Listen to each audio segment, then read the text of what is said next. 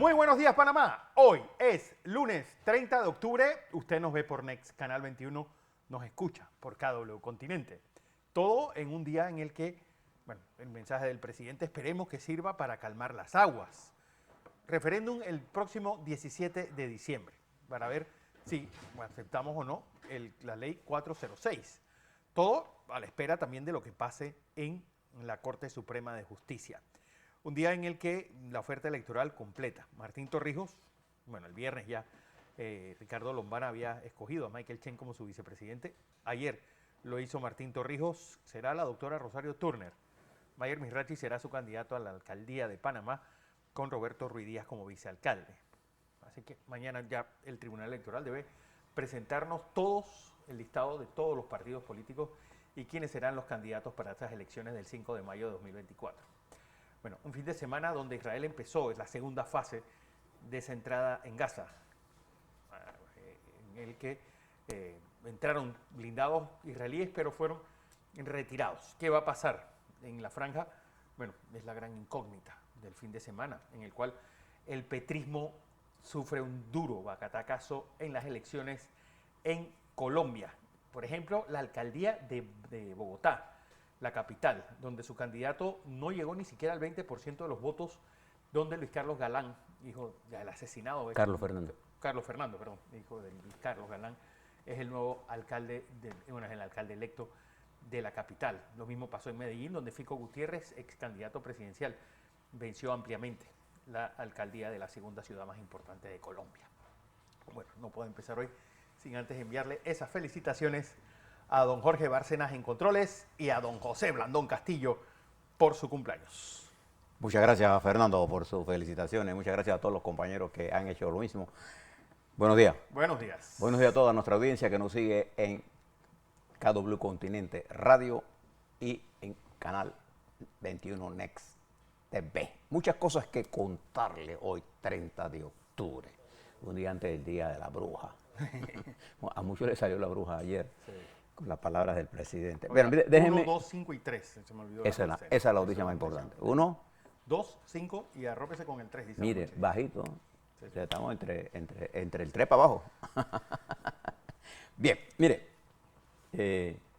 Lo primero que quiero decirle es que ayer en Panamá Pacífico, centenares de niños, Fernando, una belleza de niños, con sus padres, recorrieron toda la variedad en una celebración. Recuerda que ese es un área en donde hay muchos extranjeros. Claro. Y muchos niños disfrutaron. Y en el periodo de que salieron, no llovió. Qué bueno. Celebraron el Halloween con sus caritas y sus disfraces y se veían hermosos. Un espectáculo digno de mirar. Lo que pasó ayer en Panamá Pacífico.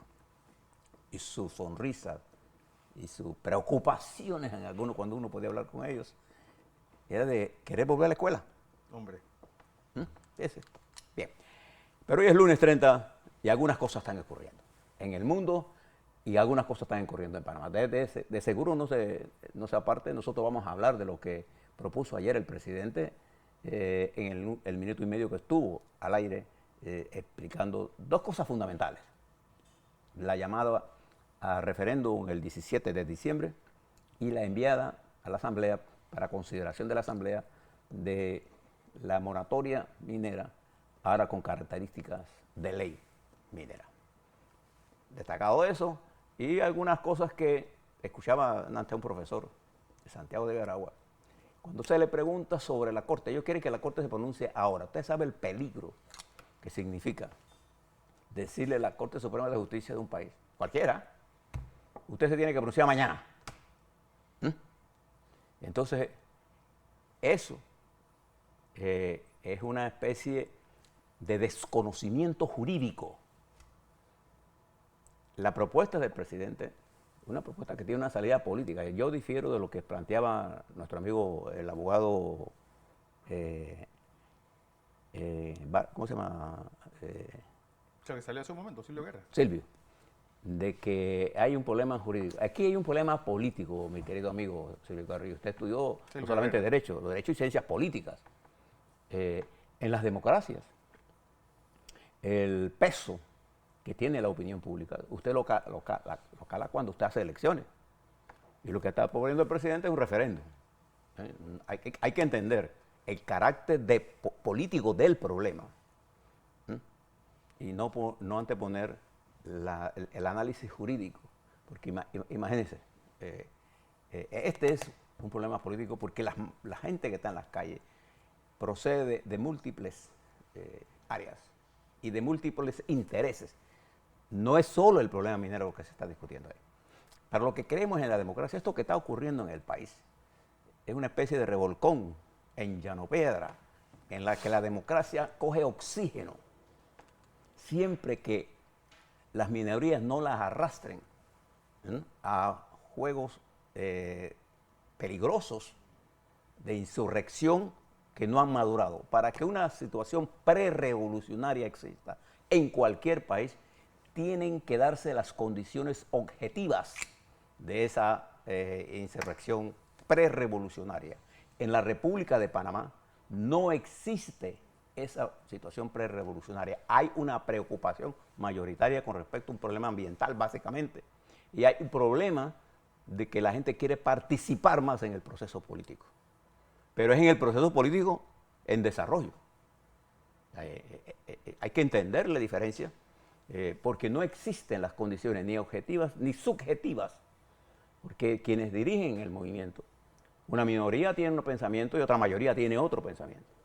De manera que debemos entender bien que las situaciones prerevolucionarias se dan cuando coinciden estas condiciones objetivas y subjetivas, y la gente comprende el camino donde va. Hay algunos que quieren ir para un lado, se son la minoría, y otras mayorías quieren otras cosas.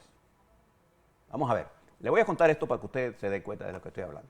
Voy a analizarle y ponerle en contexto lo que pasó ayer mientras estábamos manifestando. No le tenga miedo a las movilizaciones de masas ordenadas, no. Esa es la savia de la democracia. Es la participación de los ciudadanos y sobre todo de los jóvenes. No le tenga miedo a eso. Los verdaderos políticos no le tienen miedo a eso. Al contrario, a mí en lo personal me agrada que el país tiemple su carácter en la lucha social. No tengo ningún problema con eso. Tengo, sí, siempre se lo he dicho, una actitud de complicidad de clase con las gentes más necesitadas, con los pobres, con los campesinos, con los jóvenes. Fernando, nosotros hemos defendido la participación de los jóvenes aquí, siempre. Siempre hemos estado a favor de eso. Lo que no estamos a favor es de quienes quieren pescar en el río revuelto para imponer agendas muy particulares. Ahora le hablo un poco más de eso. Pero fíjese lo que pasó en Colombia. Ayer hubo elecciones regionales. Y para que tengan las cifras exactas se las doy. 39 millones de colombianos estaban llamados a votar. No tenemos la cifra de participación todavía. ¿Qué se elegía? 32 gobernadores, 1.102 alcaldes, 12.077 concejales, 418 diputados y 6.885 ediles. Era el gobierno regional, el verdadero poder de una población. Los países que se desarrollan son los países que tienen los mejores gobiernos locales. ¿Qué pasó en esas elecciones? La primera cosa que le quiero decir es que los partidos tradicionales que derrotó el pacto histórico, como el liberal, el conservador, el centro democrático del expresidente Uribe, Cambio Radical y la U, fueron los ganadores de este proceso. El gran perdedor de esto fue el pacto histórico del presidente Petro. Usted podría entonces resumirlo así. La gente volvió al status quo. Recuperaron en los regionales los partidos tradicionales colombianos el poder político. Claro, es difícil, no es comparable la elección presidencial con la regional. Para mí es más importante la regional porque el poder siempre es local, el poder político siempre es local. No importa que estemos en Estados Unidos, en Canadá, en Alemania, en China, el poder es local. Y expresa esto, que el poder local estaba mejor organizado territorialmente, ¿no? ¿Sí?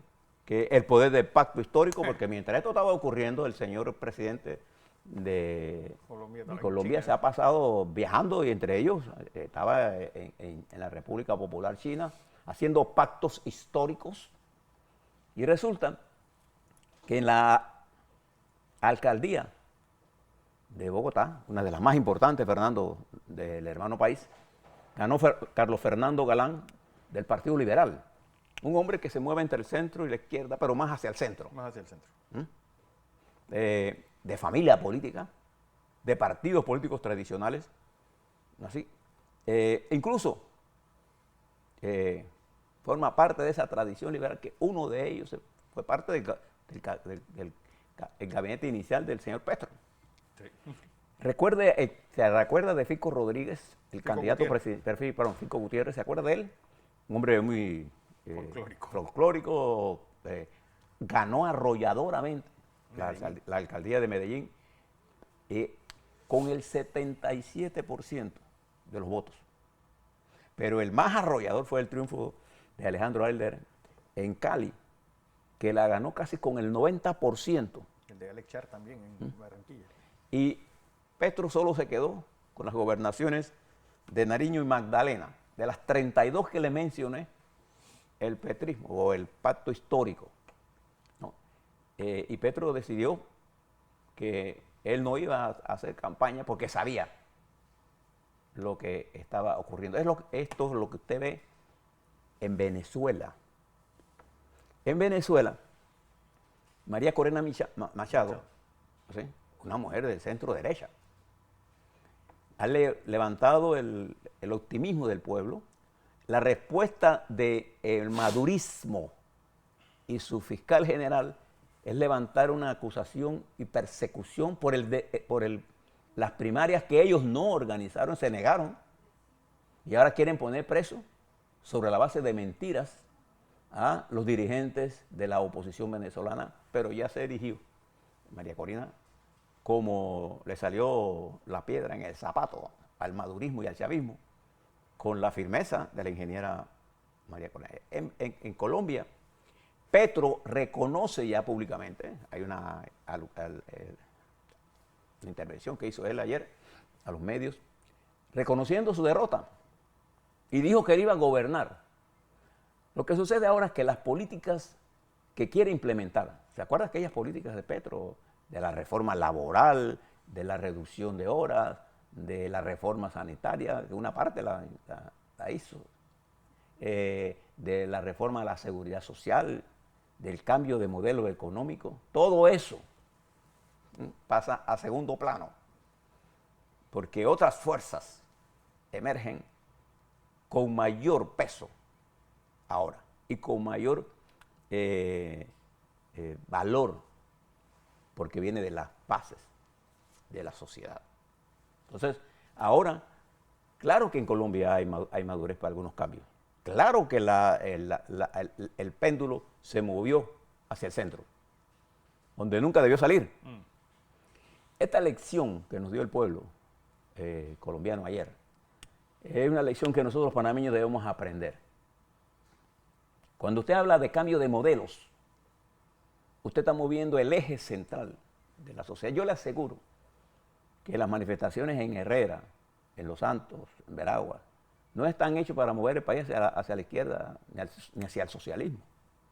Yo no conozco una población más conservadora en términos económicos que la población de las provincias centrales. Sí, las provincias centrales. Créanmelo. Se lo digo, nosotros hemos hecho muchos estudios sobre el comportamiento social de esta sociedad. Lo que pasa es que en las consignas que se están lanzando y en la necesidad de participar, la gente se está movilizando. Pero el que se engaña en esto, le pasan la factura rápidamente, ¿no? le hablo esto de Colombia porque igual se lo puedo hacer el análisis de dos países. En Chile, el gobierno de Boric, de Gabriel Boric, llegó al poder precedido de manifestaciones violentas desde el 19, Fernando, hasta el proceso electoral. Cuando el presidente de turno, de ese momento era de derecha. De derecha. El amigo Sebastián Piñera. Sebastián Piñera, y que dejó el Chile con medidas macroeconómicas fuertes, buenas, pero con problemas sociales. Boric vino a enfrentar los problemas sociales sin dinero. Sin dinero. No pudo pasar ni la reforma tributaria y como consecuencia postergó ya la reforma pensionaria. Bueno, ni la constitucional. Y la reforma constitucional la perdió porque la reforma que se dio de este movimiento amorfo surgió una especie de liquidación del Estado chileno que las propias fuerzas de izquierda, con mucha mayor legitimidad y mucho mayor conocimiento, rechazaron, porque no fue la derecha la que rechazó, nada más, fue todo el pueblo. Fue una derrota aplastante. Y desde ese momento, el presidente Boric ha tenido que ajustar una parte de su política. El jueves pasado, estimamos televidentes, el presidente chileno inauguró la construcción de las plantas de procesamiento de cobre más grande del mundo, de una compañía canadiense. Por cierto. Para que tengamos idea. ¿Verdad? Y gran parte de la resiliencia del Perú ante todas las crisis que ha tenido, producto de decisiones de la Asamblea y del órgano judicial, de presidentes que van y presidentes que se suicidaron. La resiliencia ha sido el amplio desarrollo minero del Perú.